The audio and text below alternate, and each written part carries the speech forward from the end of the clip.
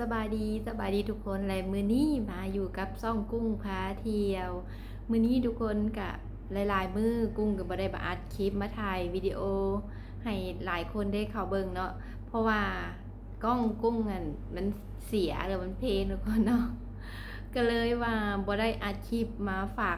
ก็เลยมื้อนี้กุ้งก็เลยแบบยังบ่ทันได้ซื้อกล้องใหม่ก็เลยถ่ายผ่านโทรศัพท์ไปก่อนนะทุกคนเนาะแต่บ่ฮู้ว่าภาพมันจะออกมาเป็นแบบใดเนาะถ้าคิดร้ายก็ต้องขอโทษขออภัยนำเนาะมื้อนี้ทุกคนก็มีเรื่องราวที่ว่าน่าสนใจกุ้งก็อยากเอามาลงหลายมื้อแล้วแต่บ่มีโอกาสเนาะนั่นก็คือกุ้งได้ไปเห็นงานเฉลิมพระเกียรติของพระเจ้าสิริของไทยกุ้งได้ไปเห็นเพิ่นได้บินโดรนทุกคนบินโดรนคือปกติเขาก็จะบินโดรนแบบถ่ายภาพถ่ายอย่างเนาะแต่อันนี้น่ะบ่แม่นเด้อกุ้งก็เห็นข้างทำอิฐหรือว่าครั้งแรกคือเพิ่นจะบินโดรนแล้วก็มีการแปลอักษรเป็นรูปภาพต่างๆงามแบบตะกี้กุ้งเห็นแต่อยู่บนอื่นอยู่จีนทุกคนเนาะครั้งแรกกุ้งเคยเห็นอยู่ประเทศจีนเพิ่นเฮ็ดแต่ว่านี่มาเห็นอยู่ประเทศไทยทุกคน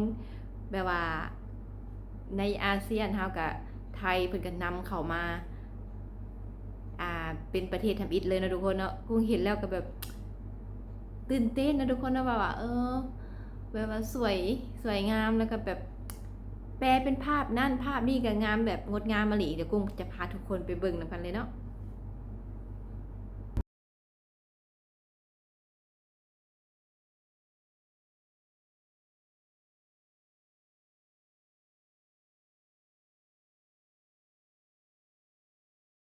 แต่ว่ามันแบบเป็นหน้าตื่นตาตื่นใจอยู่ที่ท้องสนามหลวงนะทุกคน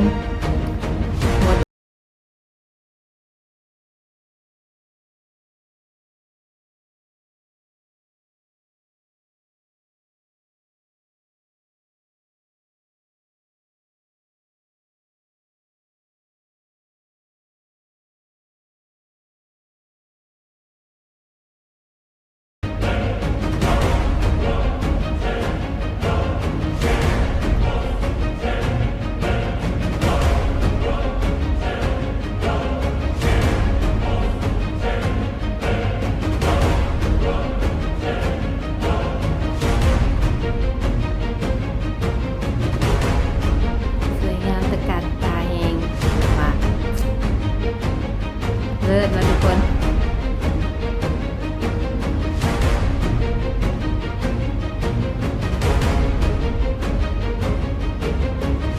ปกติจะเห็นแต่ยิงผุแล้วคนเราจุดผุเนี่ยไปเห็นโดยตาที่สุดแบบ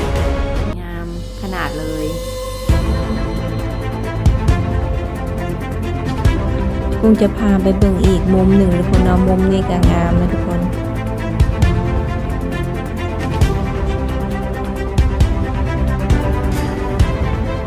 แต่ละรูปภาพแต่ละภาพเนาะจะมีความหมายถ้าใครรู้ความหมายแต่ละภาพจะคอมเมนต์มาบอกกุ้งเลยเด้อ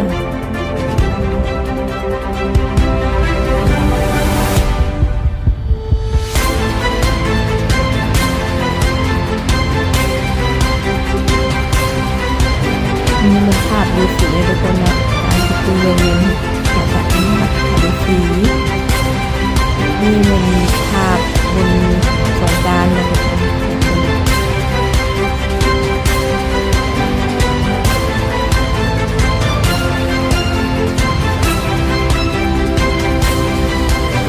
ี่เป็นภาพพระเจ้าสิริไทย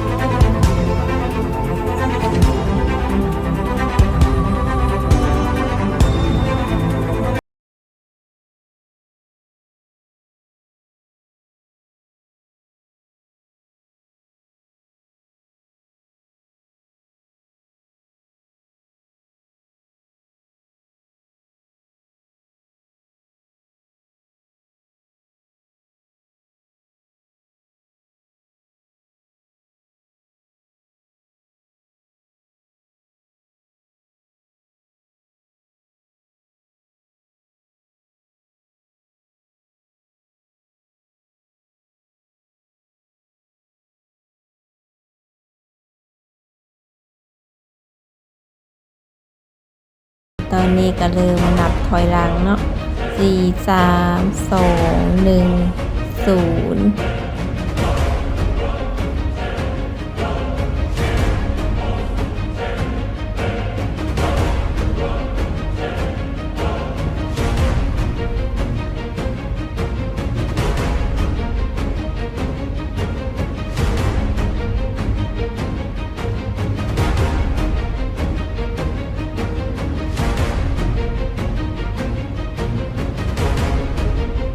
อันนี้เป็นภาพอย่างทุกคนเป็นภาพหน่วยโลกมันบอก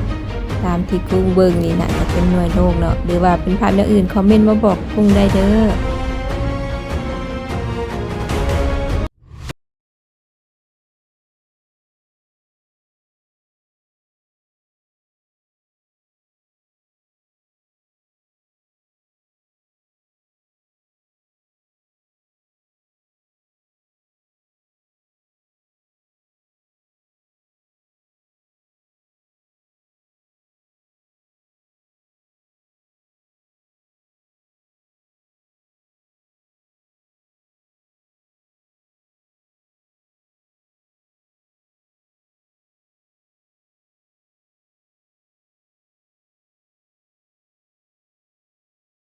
โอ้เป็นภาพกาแล็กซี่ทุกคนจักรวาลดวงดาวต่างๆว้าวคักอันนี้เนาะ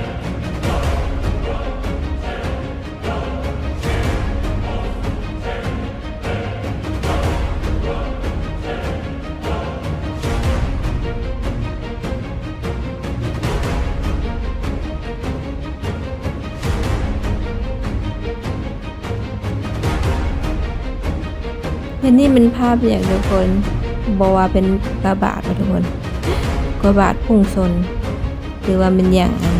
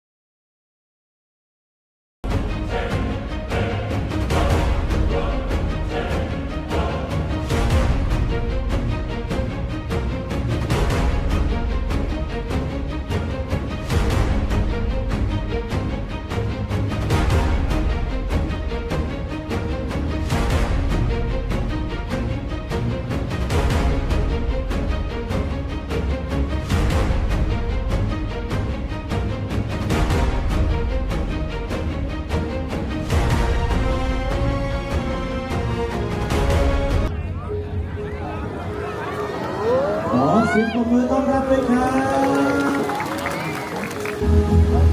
เป็นภาษาอังกฤษนะครับจังหวัดพะเยายินดีต้อนรับนะครับโอ้โห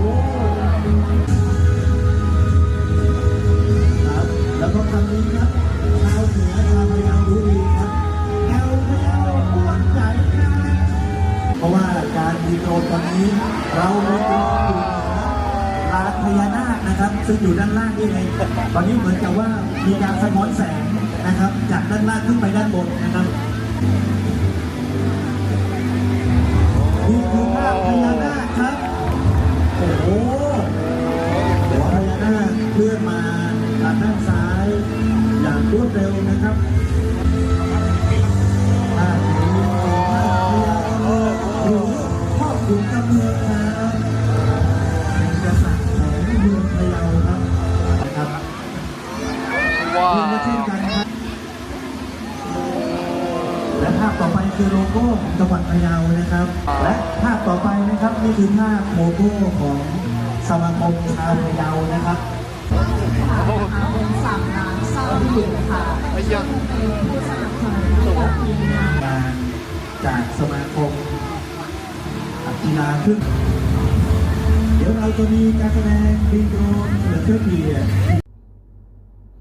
และที่ทุกคนได้หับเบิงหับสมผ่านไปแล้วนั้นทุกคนเนาะก็เป็นการบินโดรนอยู่ที่สะท้องสนามหลวงที่ประเทศไทยเนาะอยู่กรุงเทพเป็นการบินโดรนจำนวน 1,200 ตัวทุกคนแบบว่าหลายคนอาจจะเคยเห็นมาแล้วเนาะแต่ว่ากุ้งน่ะเป็นครั้งทับอิฐและครั้งแรกกันเลยแบบตื่นเต้นในแบบตื่นตาตื่นใจนะบ่เคยเห็นนะก็เลยว่าเอามาฝากมาตอนทุกคนเนาะถึงว่าจะผ่านไปหลายมื้อแล้ว แต่กุ้งก็ยังจื่อบ่ลืมนะทุกคนเนาะแบบว่ายังอยากเอามาต้อนผู้ที่ว่ายังบ่เคยเห็นเนาะถ้าว่าไผได้เห็นได้หับสมผ่านมาก่อนนั้นเนาะก็ต้องขอโทษเนาะที่ว่าเอามาลงซ่าแต่ก็เป็นความดีใจทุกคนแบบว่าเห็นแล้วก็ประเทศไทยเพิ่นก็ชี้นำเอาแบบความล้ำหน้าความก้าวหน้านี่เข้ามาก่อนประเทศอื่นๆเนาะและกุ้งเคยเห็นที่กุ้งเข้าไปเสิร์ชเบิ่งเนาะนอกจากอันงานเฉลิมพระเกียรติของพระเจ้าอยู่หัวเพิ่นแล้วเนาะอันก่อนหน้านั้นที่ว่าตอนบุญปีใหม่หรือบุญสงกรานต์อยู่ไทยเนาะก็เพิ่นก็ได้บินโดรนคือกันทุกคนบินโดรนแบบเปตัวอักษรแบบนี้แหละแต่ว่าจะเป็นรูปภาพก็จะแตกต่างกันช่วงนั้นเป็นช่วงอันปีใหม่ช่วงอันสงกรานต์ก็จะมีแบบรูปภาพหลายๆภาพจะขึ้นให้เบิ่งเลยว่าสงกรานต์เดี๋ยวกุ้งจะขึ้นภาพให้ทุกคนได้เบิ่งเลยเนาะคือตอนนั้นก็งดงามทุกคนแบบว่านักท่องเที่ยวก็มาเที่ยวไทยหันหลายอยู่แล้วทุกคนเนาะแต่มาจากยุโรปบ่หรือประเทศอื่นๆที่เข้ามาลิ้นบุญปีใหม่สงกรานต์อยู่ประเทศไทยแล้วตอนกลางคืนมาก็จะมีงานคอนเสิร์ตแล้วก็บินโดรนแบบนี้ทุกคนแบบว่าแบบงดงามกุ้งบ่เคยเห็นผ่านมาน่ะกุ้งจะเคยเห็นแต่แบบเขาเจ้าจุดพลุนะทุกคนเนาะจุดพลุเป็นบังไฟดอกเนาะบางอยู่บ้านเราจะเอิ้นบังไฟดอกจุดพลุเป็นรูปภาพนั่นรูปภาพนี่เนาะแต่นี่คือการบินโดรนเป็นครั้งทับอิฐและก็ครั้งแรกที่ว่ากุ้งได้เห็นถ้ามีโอกาสปีหน้าถ้าเพิ่นจุดอีกเนาะกุ้งจะไปเบิ่งด้วยตาของตัวเองว่าจะงดงามยิ่งใหญ่อลังการขนาดเห็นเป็นภาพเป็นวิดีโอซื่อๆก็ยังแบบยังอยากเห็นเลยทุกคนเนาะต้องตัวจริงแห่งสีงามคักทุกคนเนาะบินขึ้นท้องฟ้าแบบกลางคืนแบบสีสันงดงามและนี่ก็คือเรื่องราวที่ว่ากุ้งเอามาต้อนมาฝากหลายๆคนเนาะและมื้อนี้ภาพก็จะแตกต่างจากแต่ละมื้อทุกคนเนาะแบบว่าใส่กล้องโทรศัพท์ถ่ายก็เลยภาพจะหนาใหญ่ๆแน่และมื้อนี้กุ้งต้องลาทุกคนไปก่อนขอบใจทุกคนที่เข้ามาเบิ่งเข้ามาติดตามเจอกันใหม่คลิปหน้าเด้อสำหรับมื้อนี้สบายดี